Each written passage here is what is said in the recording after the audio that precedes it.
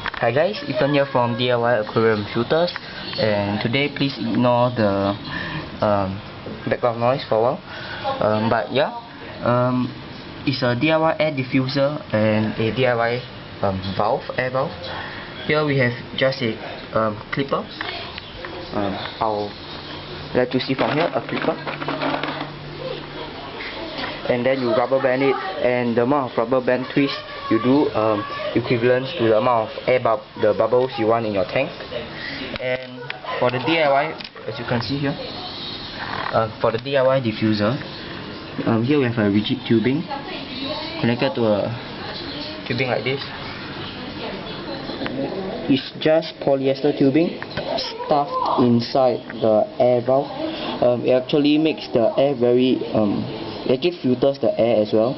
Makes the air come out from it has no impurities or anything, and it just sits there like this. And if you tilt it to one side, you can see all those tiny little bubbles. It's microscopic. So if you have CO2 injections into the tank, you can use this, but you can also use finer grade polyester. This kind of polyester. Just squeeze it, roll it up, then feed some in there, and then make sure you leave a ball of polyester out as well, right there. And then I'll just set it right like this. Just because this is just to hold it in place, it's not that tight to actually lift it up. But this is fine for the tank like this. So it's kind of just like normal bubble diffusers, but if you go all the way up, the bubbles will still remain the same. I like some air diffusers that the finer the bubbles are, the more the air is injected in, the larger the bubbles are. But because of air pressure, but this is not the case. The bubbles still remain very small. Fix this for one. You can see from here, I'm gonna unclip it.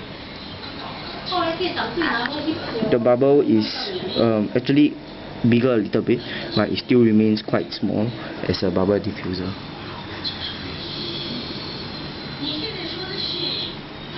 And just clip it back in right there. See? Really microscopic bubbles coming out if you make it all the way down, and yeah, make it to bigger mode. No need for any air stone.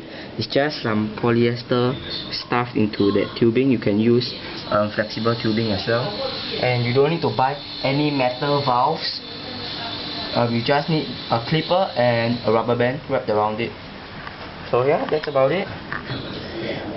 Thank you, and goodbye. If you see some big bubbles coming out, it's because if it's placed like this, some bubbles might get trapped underneath and stuff. So if you keep it straight, it is very good for all those really good for all those like CO2 injections into water, as I said before. So for this part of the video, I'm just repeating everything I've said, just a recap. Really tiny. So yeah, that's about it. Now you don't need to waste and spend money on this stuff. You can use it for flexible tubing as well. And yes.